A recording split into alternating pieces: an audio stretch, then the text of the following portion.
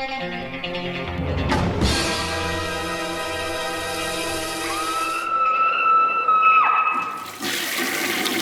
guys, what's up?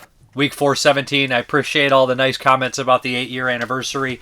Let's just hop right into the reviews. First one up, 1992 from Ted Nicolaou, who directed the films The Subspecies series. He also directed TerrorVision, which is one of my favorites. And this is Bad Channels from Full Moon Entertainment on Blu-ray. I love them doing the back catalog. Been putting a lot of their stuff out. I think Arcade's coming up. But I was a Full Moon kid growing up. They were riddled everywhere in the video store. You couldn't, move two tapes down 2 hours without seeing a Full Moon movie with the Puppet Master movies and all that kind of stuff like that. So I was a big fan of these growing up, and they have a certain kind of quality of nostalgia for me. And they do have, also, how to put this, they have a massive appeal to kids. And this one is more definitely in the vein of a kid's film. Now, Ted Nicolaou had directed TerrorVision, and it did really poor in 1986. Critics didn't get it. They were really hard on it. And he was working, that was an Empire Pictures one, which was Charlie Band's company before Full Moon. So he worked on the Subspecies movies, the first one, I believe, and they wanted to do kind of a radio version of TerrorVision. TerrorVision's about a monster that jumps through a satellite dish on television and attacks the family. Very fun, very silly.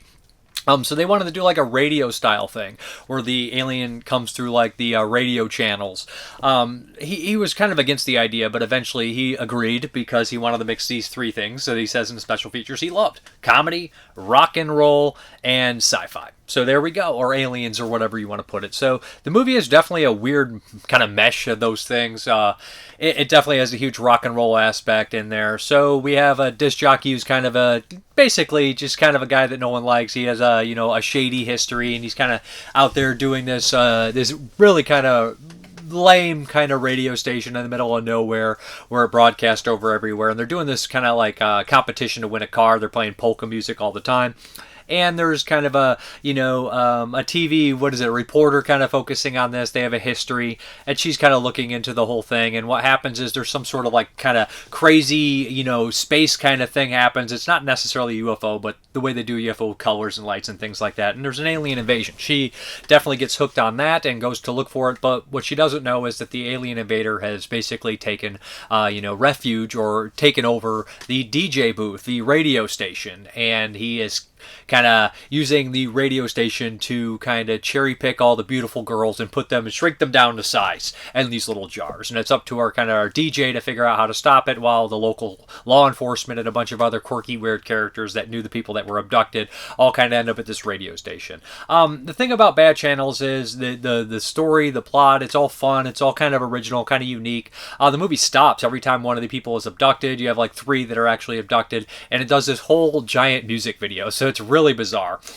So it'll literally stop and have like these comedy elements where the person's dancing and feels like they're in a trance, but nothing's really happening. But to her, there's this amazing music video style thing. There's 3 different kind of styles of music. One of them's really wild, kind of this weird kind of style band where they're all in masks that takes place in a hospital. I think that's probably my favorite piece of music in the film. Blue Oyster Cult actually does a soundtrack, which is perfect. Love BOC, Love Me, Don't Fear the Reaper, Burning for You, Godzilla, guys know BOC. Some great songs. They do the soundtrack. It's a pretty good, score. They do more of the score, not the soundtrack. You're not going to hear Burning for You, but they do the score. It's pretty cool. So they got that element in there as well. The problem I have with the movie is it has that kind of weird tone that TerrorVision have that works for that because the movie's bigger. It has a lot of really strong actors in it, like Garrett Graham and Mary Warnoff and John Grise and Diane Franklin, and it just has a really strong, good cast. And this one, the cast isn't as strong. Now, some of the actors are fine. The lead guy does what he can. It's kind of a hard performance because he's talking to himself a lot and around the radio. So, and some of the side characters are decent. Some are not great. The sheriff was actually one of the contributors to the budget. He basically was one of the producers, and he got the role. He doesn't really feel like an actor to me. And a lot of the dialogue is cheesy and hammy and kind of like goofy on purpose. It doesn't always work for me. I think the pacing is off a little bit. A lot of the scenes feel like they have tons of air in it, and that's due probably to the low budget, trying to pad out the runtime just a little bit because, it's a low budget film. And there's be scenes of comedy beats, right, where we'll cut back to the people when they think they're in the music video world, and it will cut back to them and they're just dancing, and it goes on for too long. Like I'm saying, I think the pacing's a little off. Saying that, I don't want to be too harsh on a low budget movie that kind of, was from a company that I grew up on watching and I enjoy. So it has that certain element of charm. It looks really good and sounds really good.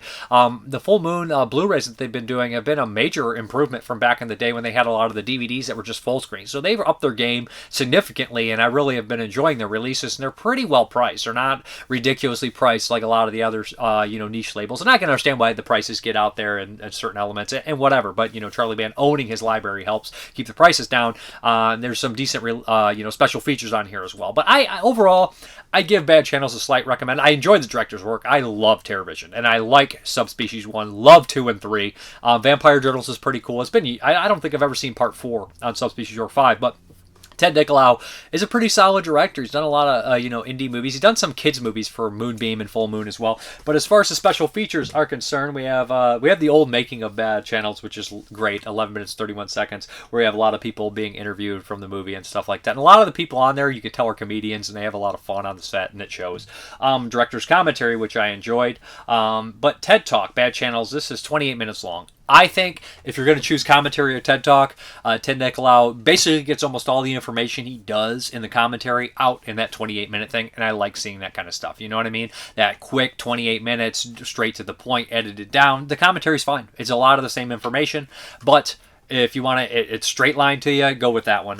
Looks good, sounds good, has a tie-in. Of course, I got to mention a little cute robot on here, which Charlie Band was always putting these kind of things in his movies, which I love. Little creatures, little tech. Obviously, little creatures have inspired me my entire life. But the little robot in here is very cute.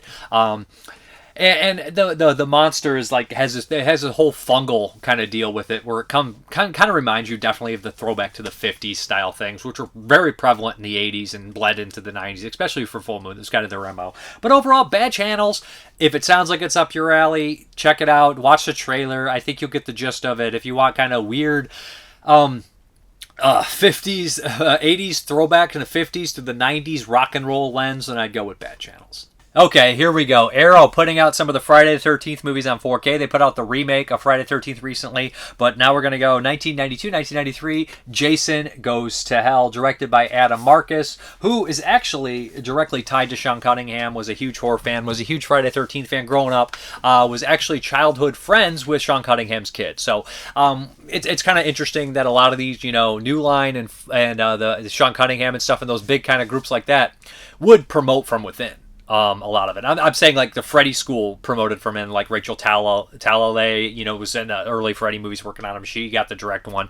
And you're seeing the Friday the 13th movie kind of having that deal as well with a lot of these people doing that. Or even the Halloween films where you have Tommy Lee Wallace working on there, and then eventually he directs part 3. So these kind of, these franchise movies, although they started at small roots, they became like kind of like production movies. They're still low budget. They still have the same kind of driving force behind them. So Adam Marcus was a huge fan of the Friday the 13th movies, a huge fan of horror movies, and he was incredibly enthusiastic about watching this movie, and you can hear it in the features.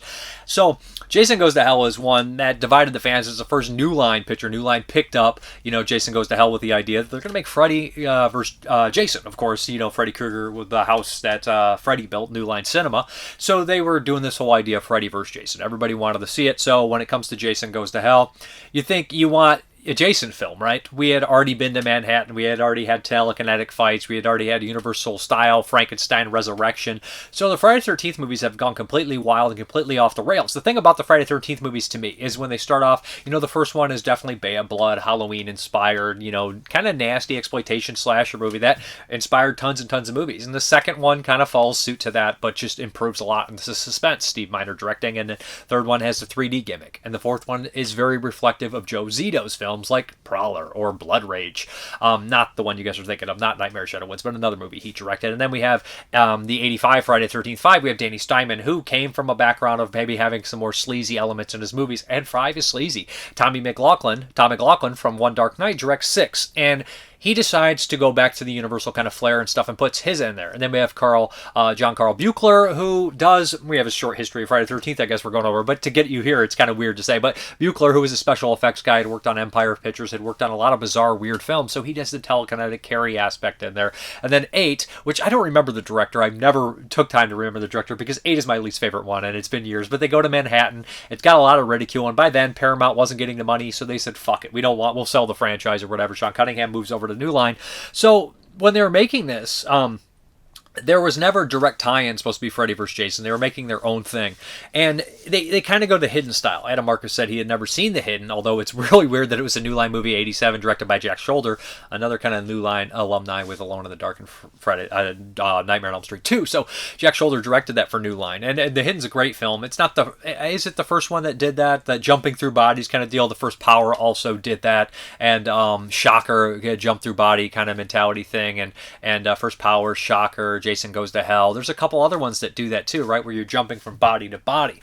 But it has so many similarities to The Hidden. And it's so strange because you want the Friday the 13th, although there's 8 movies before, but it's New Line coming in. So this movie really split the audience. And since really the only Friday the 13th movie that feels like a 90s movie, right? It's such a predominantly 80s franchise. I know that Jason X was made in the late 90s and released in the early 2000s, but it doesn't feel like a 90s movie.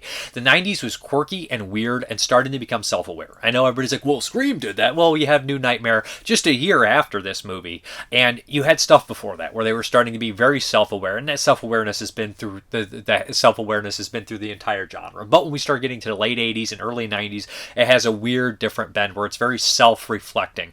And Adam Marcus wanted to create his own world of horror movies, not just incorporating Freddy in this universe at the end, of course, but he wanted to incorporate Creepshow and Evil Dead. So he was creating this weird kind of universe that was all mixtured and things like that, and making tons of self-referencing things here.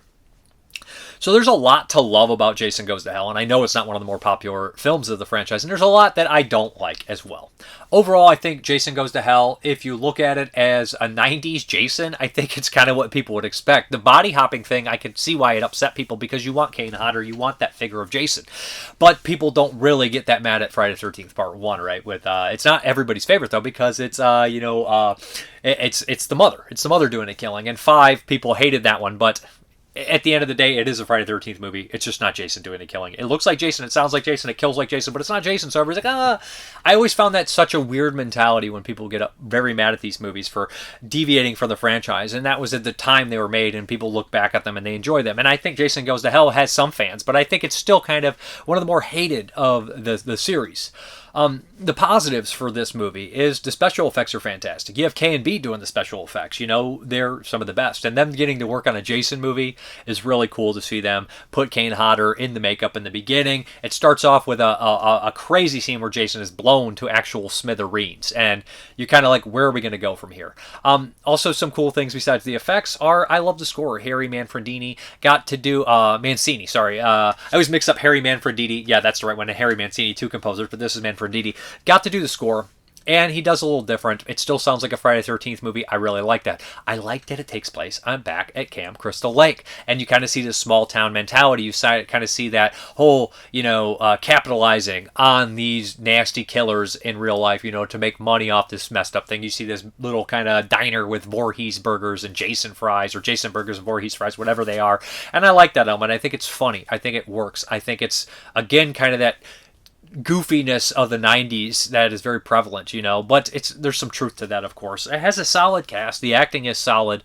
Now, the lead character was supposed to be Tommy Jarvis, and I could see that, especially the more Tommy Jarvis from Part 6. I don't love the lead character. I don't think he's a bad actor. I don't think it's a bad performance. I don't even think he's poorly written. He's just kind of an odd character, very 90s. He doesn't really kind of fit the leading man kind of type, but this movie's definitely going against type on everything, even the leading man type. I think the female characters in this movie are better. I think they're stronger. I think they're funnier. I think they have more to do. There is a lot of quirky side characters that I think work really well. The first the coroner who eats Jason's heart in one of the most infamous scenes that I never forgot as a kid. I haven't watched this movie since I was a kid, but I remember the eating of the heart with Richard Gantz, a great character actor. So, of course, Jason's blown to smithereens. The heart somehow possesses this guy to eat it, and we have that body hopping. Every time Jason's in the mirror, it's Jason Voorhees. But he looks awesome. Kane Hodder does a great job. Kane Hodder has one of the best cameos he ever had in a movie. And also, here's the thing about Kane Hodder is there's so many people that do stunts that aren't great actors. He's a really good actor, and he has a lot of fun in this. I love his little cameo, and he always does a good job. Like as far as stunts and other things like that. And I always appreciate him popping up in movies because he's an actor too. To me, at least, he's stuntman first, but he's an actor, and he does a good job. Not so much all the time. A lot of people doing cameos and shit, they do a half-ass job. He doesn't really do that. But like I said, I like some of the elements of the Camp Crystal Lake. I like the special effects. I like the kind of weird, kind of goofy humor. I don't mind that. Some of the other things I don't love is just the jumping through bodies is very strange to me. And I know a lot of people say, we want to do something new and original, but it's not necessarily new and original because we had seen it in The Hidden and Shocker that were both before this. I know Shocker's not necessarily the same thing, and The First Power all before this movie, and he's probably not as familiar with those as Fallen Later was another one that kind of took that story as that, but it has its own flavor. The ending is a lot of fun. The little cameos are fun. I like Jason Goes to Hell. I think it looks great. It sounds great. The 5.1 mix is great. The looks really great in 4K. And it's just a fun, goofy movie. I know a lot of people will never get past, oh, this isn't like the Friday the 13th movies that came before. But here's the fact. To me, you got 8 movies before. And they're all weird and different and stuff. And they change with the times. They reflect the directors and the filmmakers of the time. And from my understanding, Sean Cunningham really wanted to get away from that Jason mask. That Jason mask, he didn't like it in the special features. Tons of features on here. So let's take a deep breath. You have the theatrical and the director's cut. You want to watch the director's cut because it has one of the best kills in any Friday the 13th movie. Of course, the sleeping bag kill. There's a pretty risque sex scene in here, which you got to give a thumbs up to because a lot of them didn't after this, especially like some of the latter ones didn't really go there. I mean, Jason X didn't really. It had a couple bits there and that, but I think this sex scene and this kill in here is pretty crazy, pretty gnarly. It also has one of the weirdest homoerotic scenes in there that Alain Marcus said he put in here on purpose just because people are never going to stop talking about why is it in there. He said you can cut people to pieces and they won't feel a thing, but if you put something like that in there, people will be uncomfortable as hell. And they definitely were because it's a bizarre scene. As far as the special features, of course, we have Faces of Death, a brand new interview with special effects creator Robert Kurtzman. Gotta love him from K&B. Undercover Angel, brand new interview with actor Julie Michaels, and she's in the opening, if I'm not mistaken, the great kind of stunt woman herself that kind of gets Jason captured and everything. She's interesting to talk about. Mixing it up, a brand new interview with composer Harry Manfredini.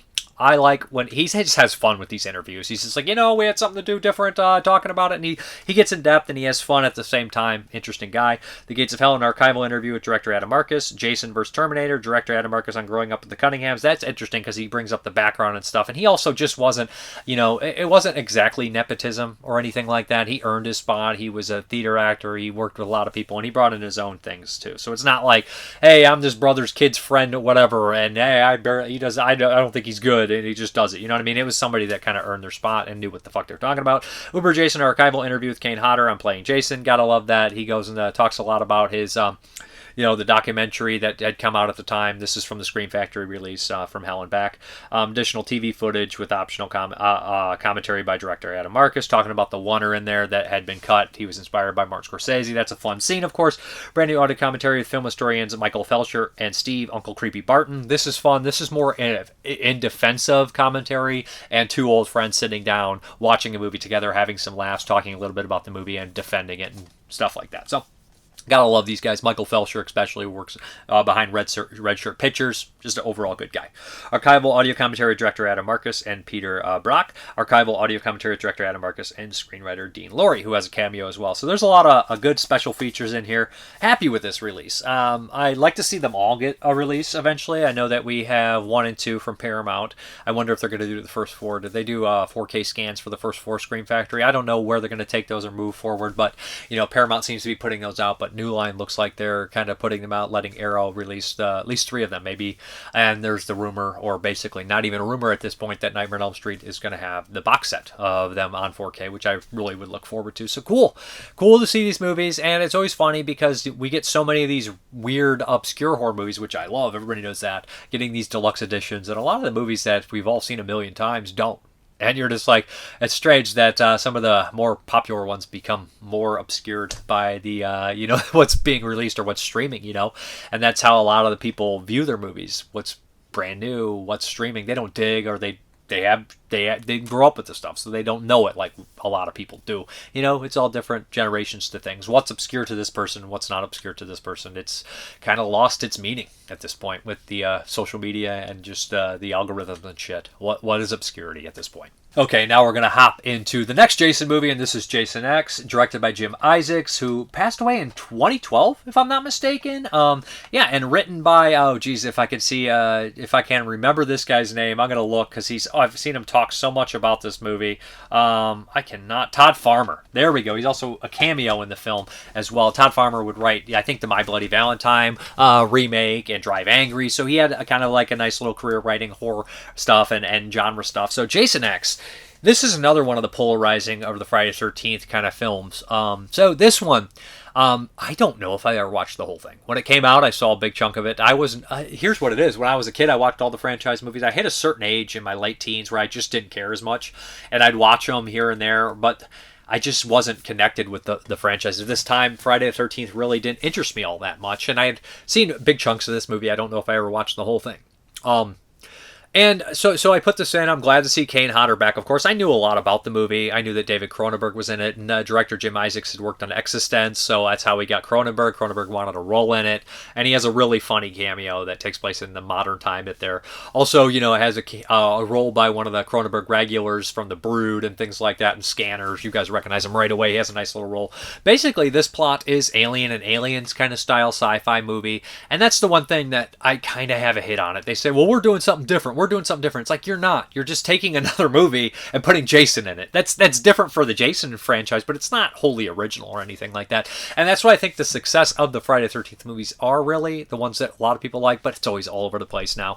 But I think you have to do something slightly different, but keep the kind of real Jason. You got to keep the location or something. You got to have some sort of grounded when you get too far away. This one does have Kane Hodder. It does have the kills and stuff. So it has certain aspects that I think Friday the 13th fans enjoy. And doing something completely different is fine. But also it's something that we've already seen in other movies. But are any of the Friday the 13th movies wholly original anyways? You know what I mean? It's such a strange thing. But it's very much a product of its time, late 90s, early 2000s. There's some CGI, but there's some practical effects, and there's some kills in here. Overall, I'll say this about Jason X. Jason X is a very easy watch movie. It's not one you're like, oh god, it's fast-paced, doesn't have much downtime, it has a lot of kills.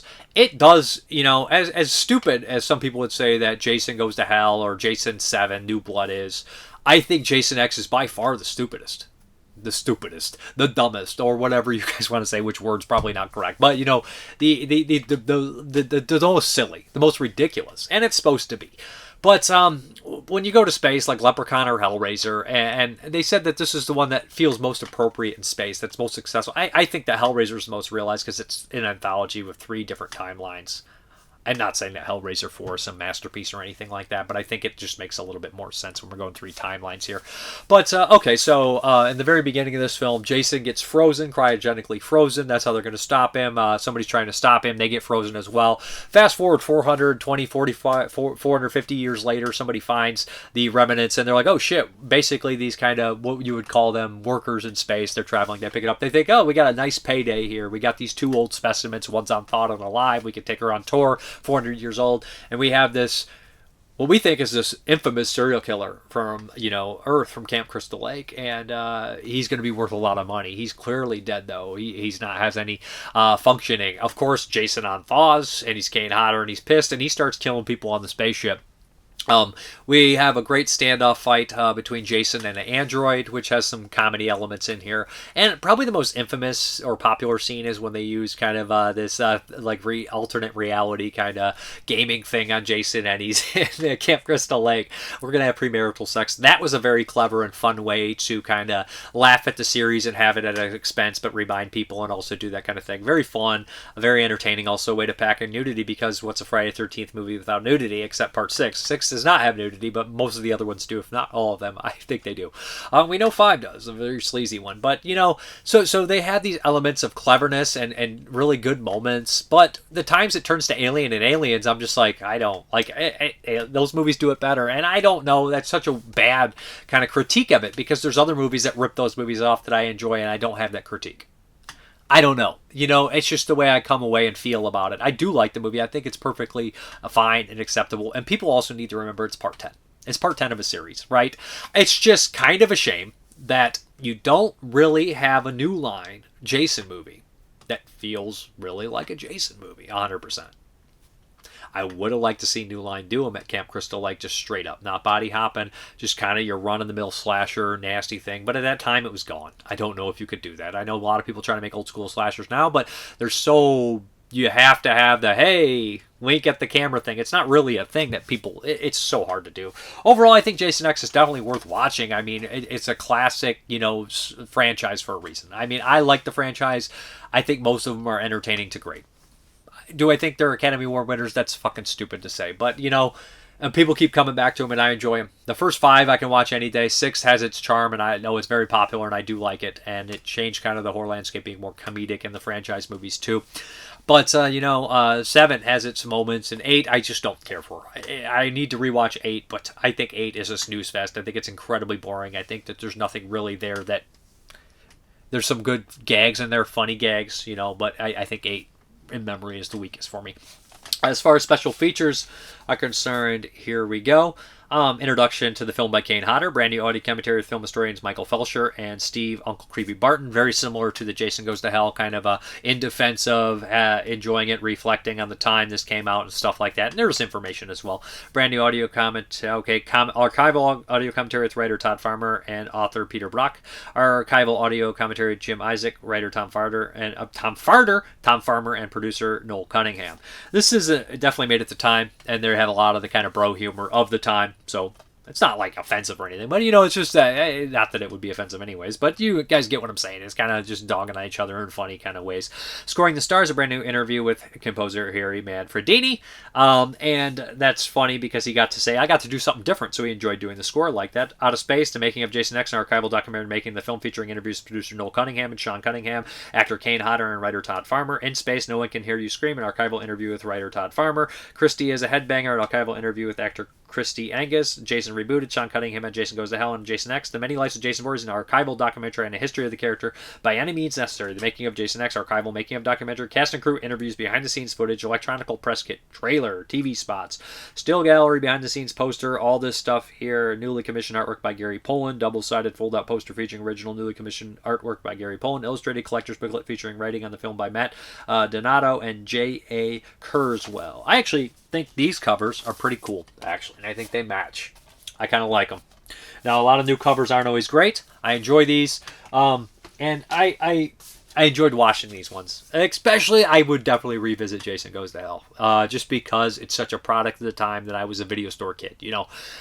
I still have a very vivid early memory of being about 5 years old, 5, maybe 6, probably 4, 5, 6, somewhere around there, where Freddy's Dead and Child's Play 3 came on the TV on HBO or something, and I was at my grandparents' house and I watched both of them back to back. Probably had terrible nightmares from it, but it's one of my early core memories, to be honest. So yeah, I do have a soft spot for that time frame in films, late 80s, early 90s. I was a video store kid, so I rented a lot of that stuff and watched that. So Jason Goes to Hell fits in that kind of vibe that I have, so I do enjoy it. And there's a fun little performance by Leslie Jones in there. It's like fun, quirky stuff. Billy Greenbush is in that one. I think Jason Goes to Hell is a better cast. It's better acted. I think it fits more with what I would enjoy in a film. I love sci-fi horror, but with Jason, it's just bizarre. Oh, I should mention Uber Jason. He's pretty awesome, and Kane Hodder does a great job in that. He always does. His Jason movies aren't my favorite, but he's the best Jason, if that makes sense. And here's something. When Dustin used to make movies and I was in them and stuff like that, every time I was in an outfit or I was in a scene, so I'll turn here. So every time I was in a scene or outfit covered up, he said, to make yourself, always do the Kane Hodder, like breathing like that. Make it exaggerate the breathing because it's intimidating for a movie. Because like you may only be way smaller than somebody like that, but the way it's filmed, the way it's framed, you can look bigger, and you want to look bigger and more intimidating. So always do the Kane Hodder breathing. And that's always a thing that I took away from that. So I mean, Kane Hodder is a very good at what he does. We're out of here. On those Jason movies, we're done. Okay, here's one from Radiance Films, and this is Themroc. Now, this is a really bizarre film from 1973, a French film, and this is it's like a satire, and they say comedy, but it's not like a laugh out loud comedy. It's kind of really true and hits home a lot of it. The lead actor in here is an actor I've seen in another movie called Weak Spot that Radiance Films put out that stars Mario Adolf. And they're like cops in it, and they're supposed to watch this guy who's accused of being a terrorist. And he is a cop in here, and he's fantastic in that movie. Excellent performance. He's excellent in this film too. And this film is French, but it doesn't really have a spoken language. Everything is grunts and a weird language we don't understand. And at first I was thinking, is this movie just basically telling you this guy cannot understand what anyone's saying? He's an outcast, and he hears everyone grunting and things, but he starts to speak, and he understands that. And this movie is basically a big kind of everything against the bourgeois, everything against the middle class, the working class, that idea that you need products and status is by what you own and keeping up appearances. It's a complete, like, damnation of that, a complete revolt of that. So this character is at work, and he basically is looking in the window, and somebody hits him in the nose after having just a miserable time, and he... he kind of just starts to lash out and reject society as it is. He goes in and he starts to, basically pleasure this woman orally, and it gets really weird and whatnot. And he stops doing his routine, and his routine completely fucks up everybody he encounters. People change, people's lives fall apart when he doesn't do his routine at one point. That's a nice, cute little moment and scene like that. Was coworker and him ride together on bikes, but he's not there, so his coworker falls over. But he decides to trash his apartment with his mother in there. His mother's actually played by the same actress who pops up in the Hardboiled box set, the Série Noire. She's in that. She plays the kind of crooked, aunt that is prostituting her daughter. She's in this as the mother, and she's incredibly worried in this movie. But this guy basically kind of, revolts against society in general and knocks out the window of his apartment, bricks up his door, takes his sister, and they start to have this kind of sexual relationship. He's a very caveman-like, just starts stealing, doing whatever he wants. And anytime somebody says something, police officers, authority figures, he just grunts and yells at them, and they kind of walk away because he's just like not following society's rules anymore. And he's Themroc. He screams and he beds the woman next door, and pretty soon, before long, this kind of little apartment complex is all following suit. They're knocking out their windows, and it's just kind of like crazy revolt. This movie actually didn't really get seen for a long time from other countries or broadcast anywhere, but in Britain eventually it did in 1986 September, as they mentioned. And you could see kind of why, that it's thought-provoking, and the idea that being trapped in this routine or following this thing and just saying, fuck it, I want to live like I'm a caveman. I want to live like, just go into my urges and do whatever the fuck I want. And his performance is truly, it's very good. It's very interesting. And there's a nice little, making somebody talking about his career and his life and the way he thought about acting and the way he looked at acting and stuff. And he came from a very unique background to where he could relate to the bourgeois or somebody even higher up, upper class, and he could relate to the working class. So that's good for an actor to be able to dive through social classes and understand them and stuff like that. And I think his performance is unique. And when I watched Weak Spot, I was like, that guy is very good. And I don't know if I've seen him before. Sometimes you don't reflect, but he's excellent in Weak Spot. He's probably the best part of that movie. It's a great movie. And I forgot about that movie the other day when I was talking about Mario Adolf, but Weak Spot is a fantastic movie. Radiance Film is putting out a lot of good shit that are skipped over because they don't fit in the necessary genres, right? They're very, 2, 3, 4 different genres, where it's like, this is very horror adjacent or crime adjacent or police detective adjacent, but it's not really that. It's more of a socially political, mind kind of, thinking piece movie. And Themroc has those aspects. They mentioned that it's kind of a precursor to the French extreme movement. I can see that to a certain extent, just the way it's got that raw energy and that kind of thought-provoking nature. This is a very good movie. It's a very interesting movie, and I couldn't help but laugh because this movie, its whole message is the antithesis of owning this on Blu-ray. Like, you don't need to own this on Blu-ray. That's the movie saying, but that's the fine line between capitalism and artist, right? You want to be this independent art and create this art and put it out in the world.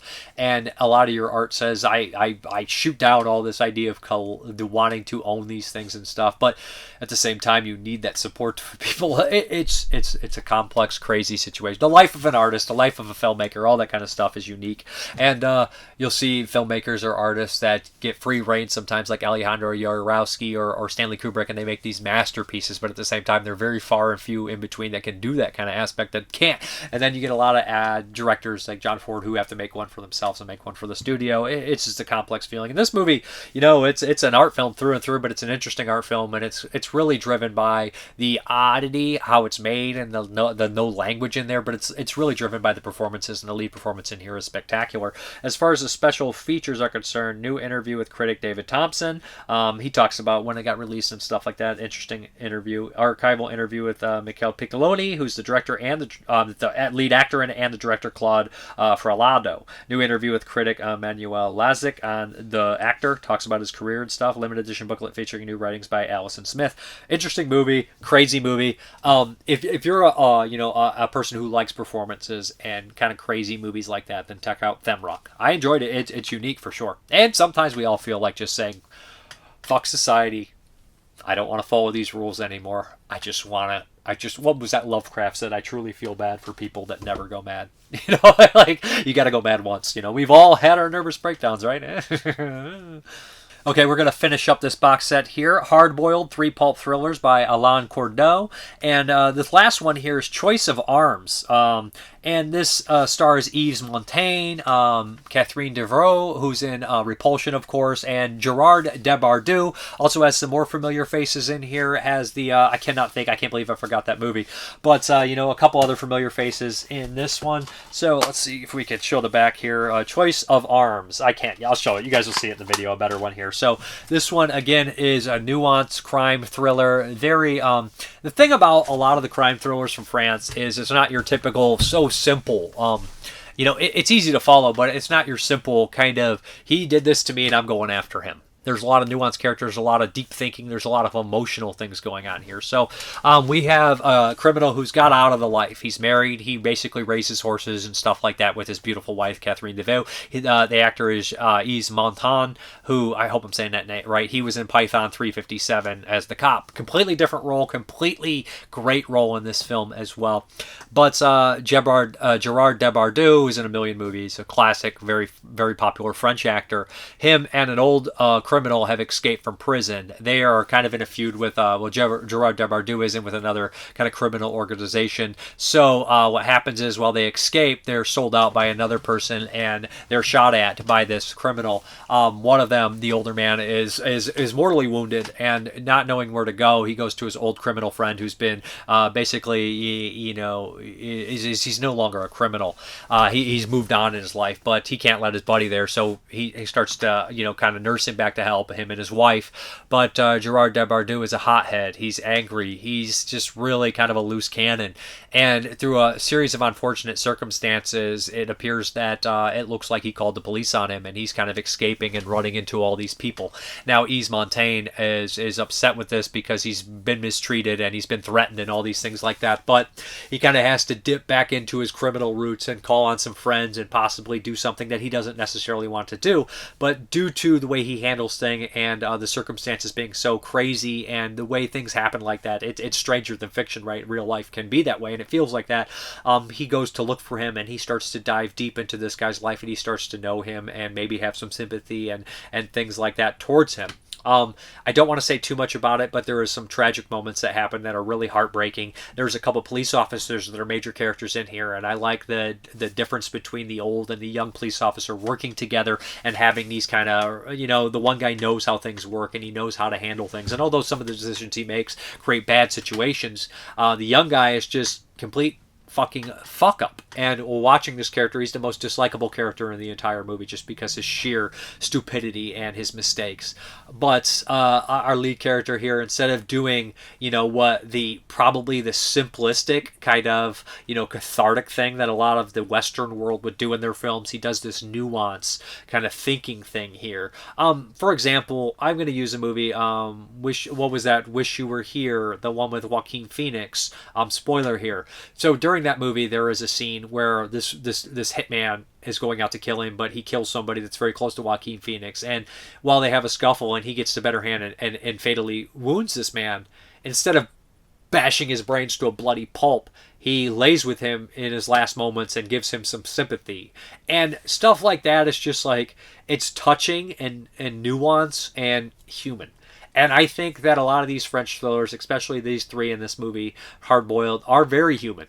And they're like, well, why would he do that? Or why would you do that? Or if you ever look at Criminal Activity, you know, sometimes you're wondering why somebody would do this or why go after that, or why I thought you were friends with this person, I thought you hated this person, why'd you help them? It's like, well, the way I was feeling, the way it unfolded, the way that it happened, I felt different about it in that situation. Have you ever had someone explain something to you, why they did something, and at first you think they're completely unreasonable, but when they explain it in their own way, you understand it? And that's the only way I can kind of explain how these stories unfold so beautifully and perfect and tragically, but still work really well. And Choice by Arms is another one like that. And this Alain Corneau is a very strong director. 3 movies, 3 fantastic movies, and I felt very similar. Like, I don't think Claude Charbonneau's movies are exactly like this, but I watched about probably 10 to a dozen of his films in the last 4 or 5 years, and they all were these like nuanced stories where I'm using that word so fucking much this week, but that's the only way I can explain it. It's not so cookie cutter. It's not cookie cutter. There's these little details that a story on paper seems very typical, but it's not, and it adds this element to them that makes them special. As far as the special features are concerned on here, it's harder to look what we got here. Introduction by interview with Manuel Lassick on Yves Montaigne in the 1970s. This is great. Same person that worked on Themroc. They talk about his career and his interesting life from being a singer all the way to being a famous actor to being a huge proponent of communism to visiting Russia and kind of going back on that a little bit and all that kind of stuff like that. Just interesting life, interesting guy. He was actually married to the star of Diabolique, who he also starred in with, he wasn't a Diabolique, but he also starred in with her in Python 357, and they go this whole life, and it's like a very interesting guy, very cool guy. We also limited edition 80-page booklet featuring new writings by Andrew Mail, or is it Mull, Nick Pinkerton, Charlie Bergin, and newly translated archival writing. And we also have some old interviews with the actual cast and crew from the time that went on television and stuff with Gerard Depardieu, Catherine Devaux, and Yves Montaigne, and there's like, and the director, and you're like, these, I'm going to say this, but people were so much classier back then. They handled themselves well. You know, they just didn't spout off at the mouth and talk shit all the time. And if they did, it was very, very intelligently and just the right way to do it. You're like, oh, wow, that's so proper. People were just more polite and well-spoken. And that always cracks me up. I'm bringing this up. It's kind of a little bit out of there now. But, there's a funny thing. The serial killer Carl Panzram, who's one of the most disgusting human beings that ever lived, he wrote a book. I think the prison guard helped him write that book, but he might have wrote it himself. But what happened was he always talked about, I'm just a stupid moron with I'm an uneducated goon. And his writing, the way he spoke and wrote, and maybe it's just a different time period, he just sounded more intelligent than 90% of the people I deal with on a daily basis. And that's sad when somebody like that sounds more intelligent. And I'm not, people are like, well, serial killers are really smart. Not a lot of them are losers. Maybe some of them are intelligent, but a lot of them are just full-blown losers. But it's just weird how society has changed and how language has changed and everything like that. I'm over here, you know, I make mistakes and say stupid shit too, so I'm not any better than it. I've just become part of it, but I'm seeing it, watching these old things, and you're like, oh, it's so interesting seeing these interviews and how well they handle themselves and things like that, and different. Gerard Depardieu's also excellent in this movie. Very good performance by him, and I've seen him in a couple films, and you know, he's in a couple kind of borderline horror films I've watched. He's in the one, is he with Roman Polanski in that one movie? Just a good actor. You know, not one that I'm as familiar with as I should be. You know, I know he's a very popular actor, but I love this set. Great set. So I should go Python 357, Série Noire, and Choice of Arms. I like them all pretty close. I'm going to have to put Série Noire as the best performance in here. I should mention Patrick Dewar or whatever who's in Série Noire is also in Themroc, and he has a small role, good performance. And just a great set there. Very, very recommended if you like French kind of crime films or something that are a little bit different, a little bit more intelligent, I guess, in plot and emotional intelligence, I would say what they are. Then check that set out. It's a good set.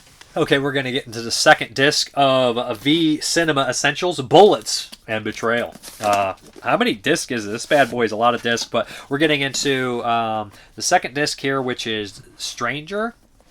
If I can pull it out here. Yeah, Stranger from 1991, which I've covered this before for 1991, of course. This is more of a thriller kind of aspect, taxi driver kind of style thing. We have this a female, it's kind of a character study, and in the very beginning of the film, she works in an office and she's taken advantage of, and she ends up going to jail. We don't see that. Her sunglasses are shattered, and she was basically taken advantage of by kind of a scummy guy. We kind of assume, we fast forward, she's living in this apartment, and she's a nighttime taxi driver.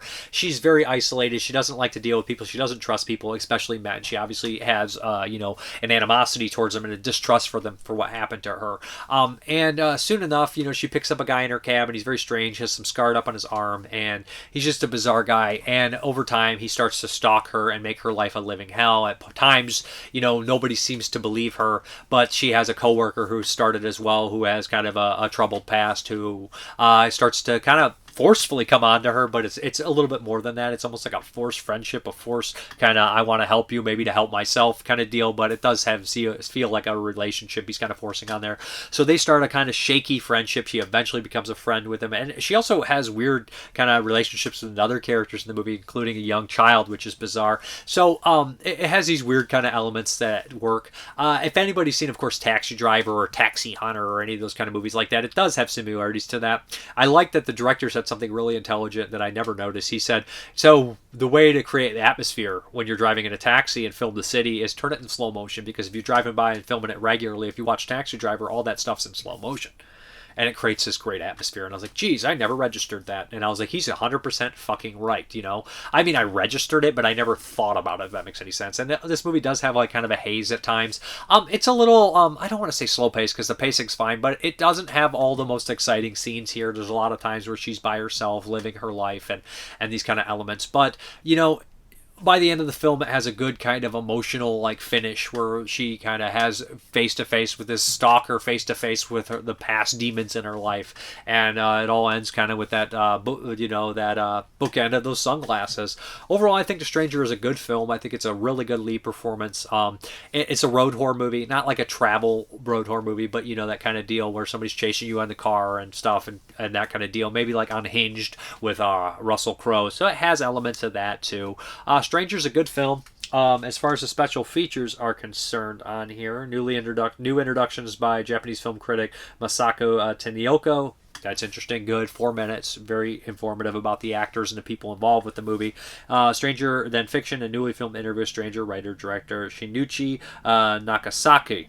Also, not super long, but informative as well. Overall, I like this movie. I'd seen this one before, and it took about 5-6 seconds to be like, oh yes, I remember this movie very well now. Good stuff. Okay, the next one here is Carlos, another V Cinema film, and this one is wild, man. It's something kind of along the lines of a low-budget direct-to-video Japanese Scarface, if that makes any sense here. And I don't mean that just because the nationality different kind of thing like that. It's kind of a rise of an outsider from coming in and whatnot, and it's going to end in a blaze of glory, if you will. So Carlos is a Japanese kind of person that was born and raised in Brazil. So he's an outsider and he's a criminal. He has his brother and a couple of guys from Brazil as well, and they treat them terrible. They call them like the jungle guys, and they just jungle boys. The Yakuza just treats them awful. In the very beginning of the film, we have these two horribly shitty kind of Yakuza guys that go in and they treat Carlos bad, and they end up killed. But what happens is the Yakuza doesn't think Carlos did it. They think another Yakuza guy did it. So Carlos is hired to kill this guy, because whoever gets this hit first becomes the next chairman. The main boss does that. So it creates this competitive angle where these guys are trying to get this guy whacked. And one of the other Yakuza guys had hired this brutal white Western assassin guy, this American guy who is a bodybuilder and everything like that. So like we have these two kind of outside forces of nature from the Yakuza kind of competing to a certain extent, and before long they don't necessarily figure out who Carlos is, but Carlos has done some over-the-top things that make them look bad, so he has to be killed. But you never go against Carlos, and it ends kind of in this violent way. There's these kind of nice soft moments with him and his brother. His brother's a very quiet individual. Doesn't really say anything, but there's a great moment where somebody comedy gets him to laugh. Overall, this is a violent film, and the director said he wanted to show the violent scenes after. During, they show that a lot, but he wanted to show the bodies after, the blood dripping down, that kind of stuff, the after effect of the violence. Because I was wondering, I was like, why is it so bizarre how it's filmed in a lot of the action, showing a lot of the after effect, it's not showing the actual effect. And I was like, oh, he's like, I wanted to linger on that stuff and show the dead bodies, kind of way, make it a little bit more disturbing. I think the performance by Carlos is excellent. The actor who plays him, he was a comedian, and this was one of his first more serious roles. And the director says, in a big picture, he would have never got to be the lead, but in a V cinema, he can. You can get away with those little things, and that's kind of cool about these V cinema movies. You have a little bit more freedom to be a little bit weirder, a little bit more wacky, and you'll see that a lot of the weird shit starting to happen in the mid '80s and late '80s and stuff, and Takashi Miike doing batshit crazy shit. So people get away with more, and I mean, it shows. This one is good. This one's very good, very violent, very wild, and I like the director talking about it. He has a little scene, introduction, of course, by the same guy. Talks a lot of interesting stuff, but he says it was a big hit. Carlos was a big hit. It was ranked one on all the couple magazines that decided to rank the V cinema movies. It was ranked one on both lists the year it came out. And he says the director says, I come from a manga world. I'm used to doing that, and there's things that you can do in film that you can't do in manga movie books. So he's like pulling out, and he shows the shot, and there's the shot where like it's pulling out backwards, and there's talking. He's like, you can't do that in that deal, in the panels. And I was like, that's very interesting, and it's a very unique way to look at film. If you come from a comic book or a manga kind of or book, you can show, but you can't show movement in the way you could show movement in a film. So I thought that was interesting. Carlos, I like a lot. I think it's probably my second favorite of the four so far. Maybe my first. It's one of those ones that could go up on repeat viewings. But good double here. Stranger and Carlos, good films. All right, I'm going to be kind of brief with this next one. It's a theater watch. It is Until Dawn. Same director of Annabelle Creation, which I actually saw, and I thought Annabelle Creation was pretty crazy, pretty scary, actual cool mainstream horror film. So Until Dawn is based on a video game. Not familiar with the video game. I haven't played video games in years, but if you put up some No Mercy from N64 or some GoldenEye or something like that, yeah, I'm definitely showing my age. I'll play the shit out of those games. But so Until Dawn, I don't know much about it, so saying that. Basically, this is a group of friends that go looking for one of their missing sisters, and they end up going to this weird location. Peter Stormare says, don't go there. Your classic red herring that you've seen in a million movies, and you've seen parodied in a million movies as well. But they go here, and there's like a cool scene where you see the rain coming down right on that wall. Like there's like so when you cross this, there's something wrong here. Of course, they go there, and before they realize, they have to keep reliving the night, and they have to kind of try to survive. Kind of like your Groundhog's Day, your Happy Death Day, your Blood Punch, right? It's in that vein, right? Where they keep reliving it, but every night is different, and they die each night different. But how many times can they die before they solve this? That's basically the plot. The characters are very mediocre. The acting is fine. It's decent. The mentality of it is bizarre, where they're like, we got to stick together because we're friends. It's like, try having working 40 hours a week. Maybe that will change. I'm not trying to be, but you know what I mean? It's very teen oriented. It feels very teenage friendly. It feels very that much kind of aspect. I recognize some of the faces, but nobody really stuck out to me. The first couple acts are fun because you're setting up, maybe we're going to have this amount of nights, this amount of kills, this amount of surviving scenarios. Maybe we can do Cabin in the Woods 5, 10, 15 different scenarios and see them all. That would be very cool. But by the third act, we kind of start jumping. We use this kind of mechanism, this script kind of thing where we're like, we're going to cram as much as we can. Maybe they feel all like deleted scenes that they're putting in here. And by the end of the movie, I was pretty bored with it. I was kind of checked out. There was an aspect of it, a Wendigo aspect, but I don't believe that's how the Wendigo mythology works. We can change mythology. It's fine. You see it from vampire movie to zombie movie to whatever. But Wendigo has been done so little that seeing it so bastardized right off the cuff is kind of weird. But hey, it is what it is. Until Dawn, it's very mediocre. This and Death of a Unicorn are my two least favorite movies I've saw this year. I would give a recommend to everything else, honestly, from Ash all the way up until Sinners. I would give a recommendation on all those other ones. I'd probably skip Death of a Unicorn Until Dawn. Not really my thing. Until Dawn does have some good gore effects. It does have some good kills, but after a while, it really loses its steam and seems kind of just boring and mediocre to me. But hey, you get some more mileage out of it. All right, let's get into those 1982 movies. Okay, the first one up is Mazes and Monsters, not to be confused with Dungeons and Dragons. So, okay, this is not necessarily a horror movie, but it appeals to horror fans, and I'm never ever going to watch Mazes and Monsters unless I watched it for 82. Okay, this stars Tom Hanks, Chris Makepeace. Chris Makepeace was in Vamp. Fun movie, better than Mazes and Monsters. Tom Hanks, of course, He Knows You're Alone, his biggest, then he didn't really do anything after that, of course. You know, The Burbs, everything, it's fucking Tom Hanks. But, okay, so this also has a lot of good actors that pop up for small roles, like Murray Hamilton as a cop, and Vera Miles, and Kevin Peter Hall has a small role as the monster thing, and he also did One Dark Night this year, go on to do The Predator, Harry and Henderson, so, you know what I mean? So, yeah, this film is your kind of satanic panic scare. Everybody's like, these Dungeons and Dragons games are making all your kids evil. Remember that there's a lot of that weird bullshit Satanism where they were trying to blame games and stupid shit. They always trying to blame violence on video games and movies and games like that and imaginative. These people get in their own weird reality. Yes, that can happen to mentally ill people, but that would happen with absolutely anything that they did. But let's blame Dungeons and fucking Dragons.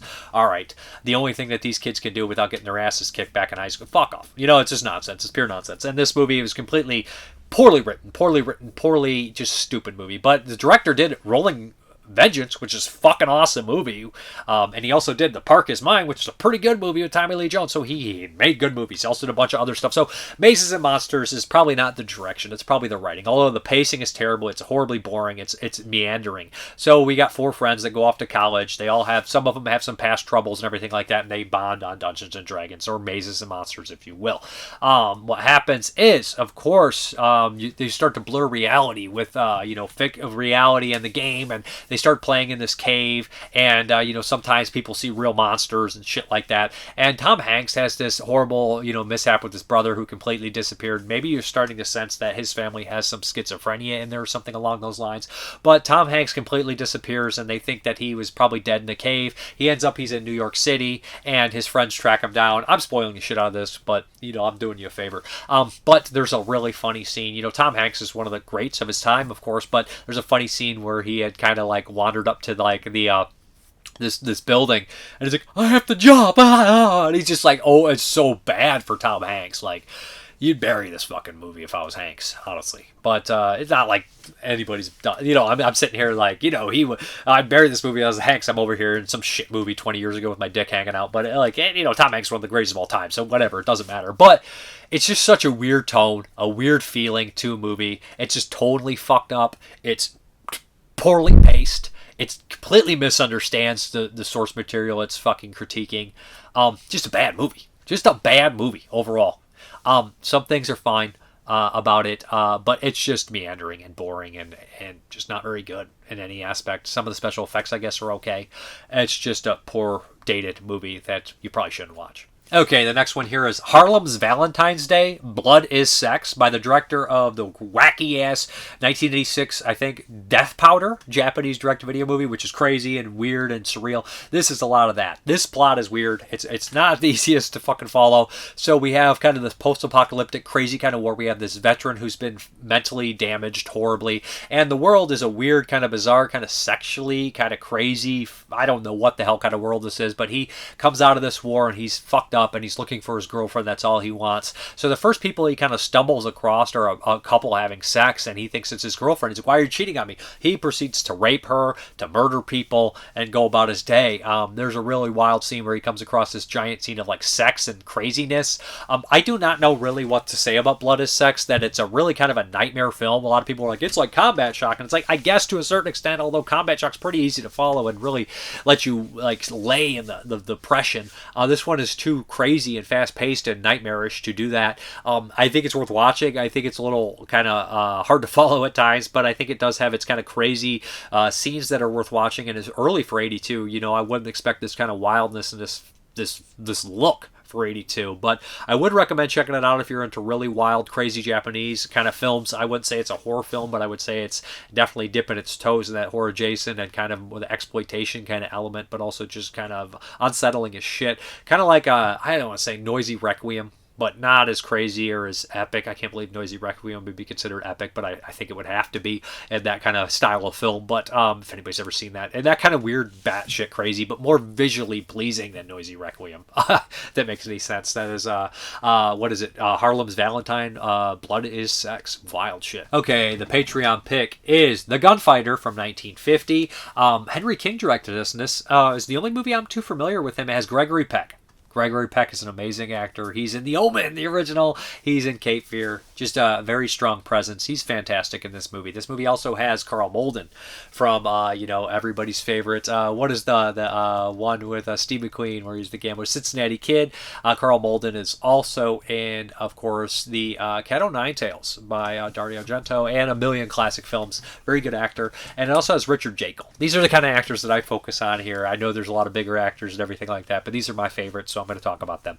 So Gregory Peck is this gunfighter that's supposed to be the best ever. He made Wyatt Earp look like a punk or whatever he says. And he is, traveling, and he wants to stop at this small town because he knows he has a kid and the love of his life is there. And they never really could settle down because of his life. Everywhere he goes, somebody's trying to fight him because he's the biggest and baddest. Kind of what happened to Billy the Kid, right? Pat Garrett killed him, but then somebody killed Pat Garrett for that recognition to be, I'm the guy that killed Billy, the guy that killed Billy the Kid, I killed him. Everybody's always doing that thing, these young punks always after them and everything like that and whatnot. So he's always idolizing the gunfighter, but at the same time wanting to take his reputation, to kill him, like Highlander, right? You gotta get his power, to take his reputation. But so everywhere he goes, he has these problems. In the very beginning of the movie, Richard Jekyll is this young kind of asshole. It's funny, Richard Jekyll's the young asshole guy in here that's gonna kind of push his buttons, and he handles himself really well, but it ends in tragedy, and he gets out of town, and he's being pursued by three brothers, and his time is very limited, and he runs into his old friend that used to be an outlaw as well, and now he's a sheriff, and he says, give me some time, I want to talk to my woman, and I want to make things right, I want to talk to her, and it gets complicated and things like that, and that clock is constantly ticking, and these bad guys following him, and there's also other people around town who don't like him, who think he's this guy that he's not exactly, although he has this, these things, but with that reputation that follows, even if you didn't actually do this stuff, people are going to think you did, because, a lot of things get laid on you. It's an interesting look at that outlaw life, that gunfighter life. The Shootist is another one that does that really well, or The Man Who Shot Liberty Valance, that you have this reputation to uphold, and sometimes it's the death of you. Sometimes it's not always true. Sometimes you want to escape that reputation. Gregory Peck is perfect in the role. He's fantastic in the role.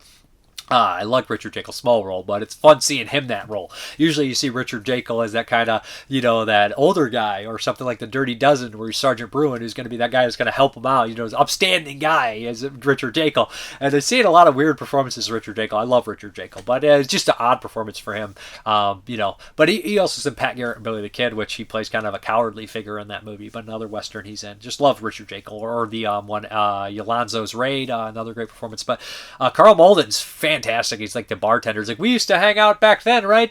Great times. I just don't think people have fun like they used to. And he's like, no, I don't. And it's just always like that, right? People just don't know how to have fun. Like, it's just such a reflection of how you used to look at your youth and things like that. And that's in there as well.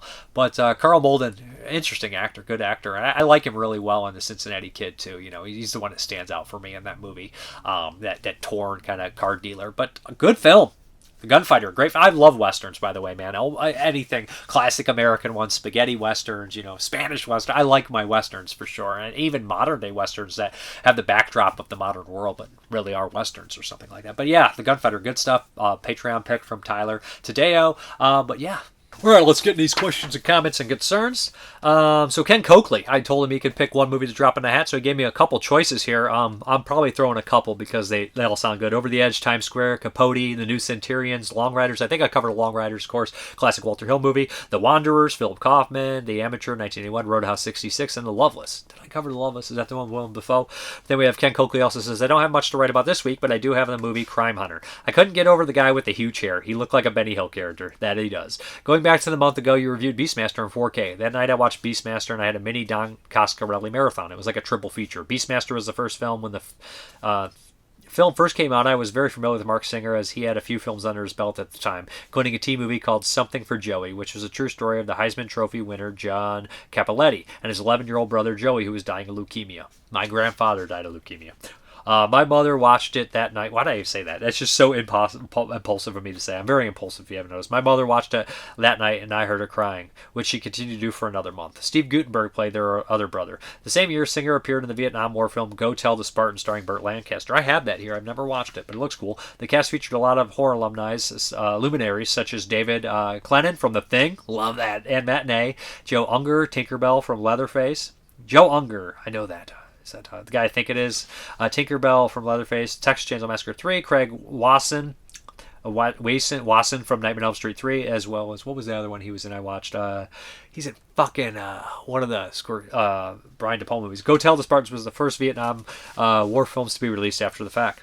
Singer also starred in the biopic of blind singer Tom Sullivan. Sullivan is a Boston native like me, so Singer poured out on the accent. Fake Boston accents are even funnier to us massholes. Beastmaster was a fun watch, but seemed more like an Italian adventure film. I wasn't too crazy about the animal deaths. As always, the film was not your standard Coscarelli film. The film would have been shorter if Reggie was in the film, as it would have stopped that. He would have stopped that villain's ass. You know what? Rarely, fake animal deaths in movies, but I hated watching that one animal die in Beastmaster. I don't want to spoil it, but that was just a fucking bummer. The second film I watched was Kenny and Company. This was one of the two movies that resonated with me because I was around their age. The other movie that was more like a biopic about me was Over the Edge. Michael Baldwin really stole that movie from the blonde kid. The third movie I watched was Jim, the World's Greatest, starring Gregory Harrison, the original choice to play Jody and Phantasm and Angus Scrimm under the name Rory Guy, as Harrison's alcoholic, near-doof, father. It doesn't feel like a studio film, but the Universal film directed by a 19-year-old. The movie was very dark. Harrison, who went on to star in the Australian film Razorback, had to leave the Phantasm project because he landed a role on MASH spin-off called Trapper John, MD. The show lasted 6 seasons. That was one of my dad's best friends. One of his nicknames was Trapper John. Reggie Bannister was great in Jim's World's Greatest as a Phantominian adult paraglider named OD. And amphetamine. That's a hard word for me to say. The boy who played Jim's youngest brother was really good for a dark movie like this. He and Harrison could have passed for brothers. I also watched a Billy Ray Cyrus movie called Radical Jack. He played a retired CIA operative coming out of retirement to thwart a drug deal. It was Cyrus-tastic. Buck Flower was also in the film. Radical Jack with Billy Ray? That sounds bizarre. Love Buck Flower, though. Beyond Sour's Ground, congratulations for hitting 8 years on your weekly show, Mrparka. That's exactly the kind of consistency I was talking about a few weeks back. LOL. Though it feels strange only congratulating on an 8-year milestone, as I know you've been doing this for close to 20 years now. So looking back 8 years, 8 years back, what was the catalyst that led you to reformat your videos? I know I wasn't YouTubing much at the time, and I just remember popping out one day and noticing the new format style and just went with it. What made me do it was I just wanted to make things bigger and better, and I wanted all the movies in one weekly show. I thought that it'd be more professional and fun for me to do. I used to wear a dress shirt, now I'm over here in tank tops.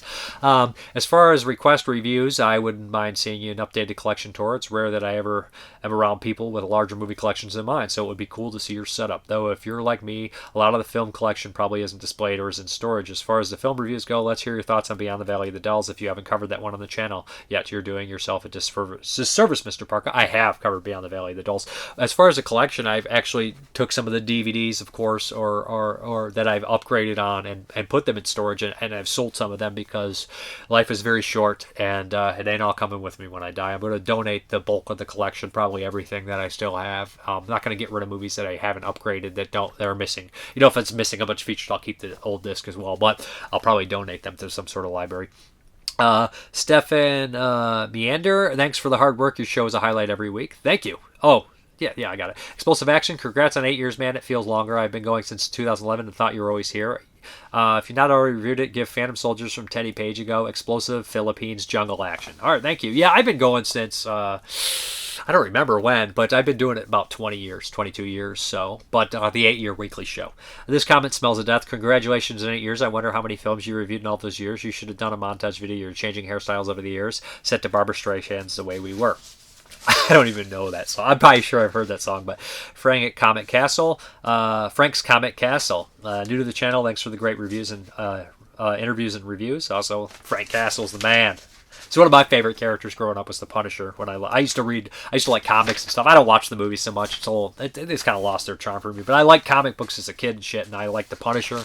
I like the Thing, and a lot of the usual guys too. Have you talked about He says, have you talked about Night Train Murders, Hitchcock, or A Record of Sweet Murder? I've covered Night Train Murders, love it, and I've covered Record of Sweet Murder, love that director's work. He's a fantastic director, but I have not covered Hitchhike, which I've seen, of course, the David Hess Franco Nero film, which is a great film too. I will cover Hitchhike eventually. You know, gotta cover the last of the trio. You know, the last House on the Left, House on the Edge of the Park, and Hitchhike, all his rape revenge kind of style movies. But I love Hitchhike. It's been years though. Then we have Hudson 3838. Wow, 8 years. A nice one, Dave. The Rule of Jenny Penn, starring John Lithgow, Jeffrey Rush. Have you seen it or the trailer? I know you can't judge a movie by the trailer, but this looks a good one. To me, it looks like a cross between Bubba Hotep and Longlegs. Shutter Blu-ray release on July 8th. Check it out. I've heard good things. I'll add it to my bag. Brendan Timmons. Happy 8 years, Dave. To my taste, in both films, choice, and coverage style, you are the best. Period. The channel has been a foundational part of my film knowledge. Thank you. And I've learned from much better people than myself, and I'm glad I can pass on some of the knowledge that I've learned from them. Uzi Suicide 666. Congrats on 8 years. You reinforce my love for cinema with these videos, and I look forward to them every week. Always the best, Dave. Thank you. You know, it's funny reading these comments. They probably make me feel better about doing this so much, because it's like I'm approaching 40, and it's just like knowing that people are enjoying it makes me enjoy it more. So I appreciate that. Nick Mua from Belgium. 8 years went by in a blink. For sure, where are the days of your long mane and you're portraying weirdos in indie movies? Gone with the wind. My first Christopher Smith movie is Black Death. I saw his other film shortly after. Black Death remains my favorite to this day, followed by Creep. Severance is a very worthy film, of course, just not Mr. Smith's best. I hope he'll return to directing soon. I think he's still making movies. I think he put out a couple last year, but I don't know if they're the same budget or anything like that. I love Black Death. I forgot to mention that. Love Black Death. Love Severance, too. What's your favorite Christopher Smith movie? Either Black Death or Severance. You stated that Shaun of the Dead is the most recognized British horror comedy. Which U.S. horror comedy is the most known, beloved? See, Britain doesn't put out as much movies anymore as they used to, and it has such a smaller population in the United States. The United States pumps out so many horror comedies that it's impossible. But if you count American Werewolf in London, which is a British production, I think that might be one of the most popular horror comedies from Britain, but it's also American director and stuff. So it's like, I feel like co-production, even though it was made in Britain and probably produced by a lot of British people. So I don't know. A most popular horror comedy in the United States, I have no idea. No idea. What do you guys think? Really? I can't think of one that just... Is the Rocky Horror Picture Show count as a comedy horror? If so, it's probably that. 3, that's also got some British money in it too, doesn't it? It's hard to say. You've seen Tourist Trap, correct? I saw the 101 films will be releasing next month, so wondering if it's any good. Yeah, Tourist Trap's rad. Great movie, 1979. Chuck Connors. David Schmoller directed that one. Good director too. Great movie. Pick up Tourist Trap. Full Moon has a release here that is uncut. Their DVD was cut, so you want the Blu-ray. But if 101 Films has got it, pick it up from them too. Great score too. Very haunting, very Texas Chainsaw kind of massacre and stuff like that. I think you'll like it a lot. It's kind of must see. Many blessings and a long, healthy life. Here's to the next 8 years of the show. Thank you, Mike Moore. 8 years, that's awesome. I usually listen to this while at work, so always forget to comment later, but enjoy the show. Film review recommendations, if not covered yet. I'm not 100% on that part, but think you should check out Grand Slam from 1967, a crime thriller with an amazing cast. It's a nice Kino release, and sorry if you did review it, just missed it. I do have that Blu-ray, so I'll add it in the bag. What the Flick? Time flies, man. I've said this before. You're the first person on YouTube's that I subbed. It was around 2009, and it just seen Men Behind the Sun looking at the reviews of its sequels, and there you were. Seemingly awkward at the time, long-haired guy standing in the dark talking about disturbing cinema. Thanks, man. I appreciate it. Dave Becker, love the show. I've been tuning in for 3 or 4 years. Looking forward to many more. Have you ever reviewed The Fool Killer 1965 with Anthony Perkins? No, I have not. Dave Becker also loved his show, Land of the Creeps. This guy, DVD Infatuation, he knows his shit. Dave Becker is like an encyclopedia. Like, he's one of those guys where you're like this, and he's like this, you know. And I'm going to have him on the show eventually.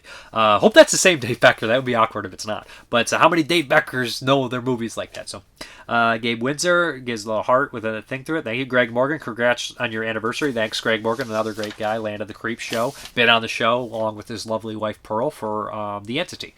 Man, our man. Appreciate what you do. Not sure if you ever reviewed it or not, but it's really some fun. I had some... or not, but I really had some fun with The Cook 2008. Okay, I'll check it out. Put it in the bag. If you haven't, I hope you enjoy it. And if you have, what were your thoughts? I've not. I have the DVD. If I did, I do not remember it, which is probably not likely, but I do have the DVD. Jesse Gallagher's, congrats on the anniversary. Also, if you ever need help with French names, here for you.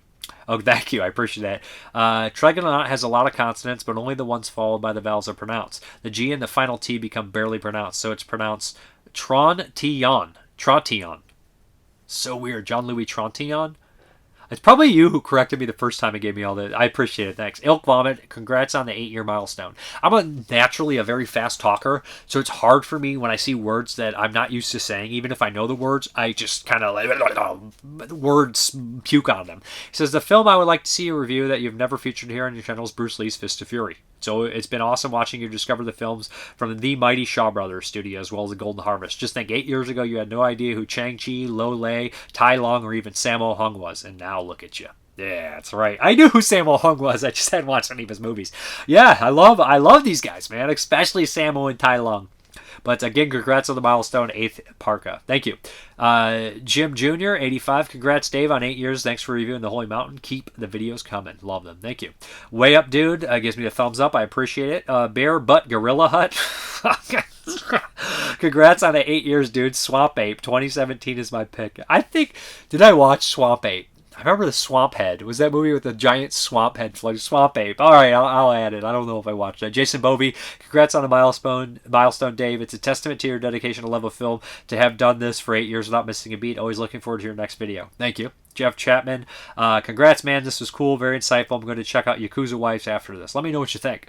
Zombie Adams, happy birthday. I love your show. Look forward to every week. Cheers, Dave. Kadam, 1472, congrats on 8 years. Saint, 3888. I love Severance. It was a lot of fun. I had that DVD, and Sinners was far better than I expected, and easily one of the best movies I've seen in years. Yeah, it surpassed my expectations, too, man. I was glowing.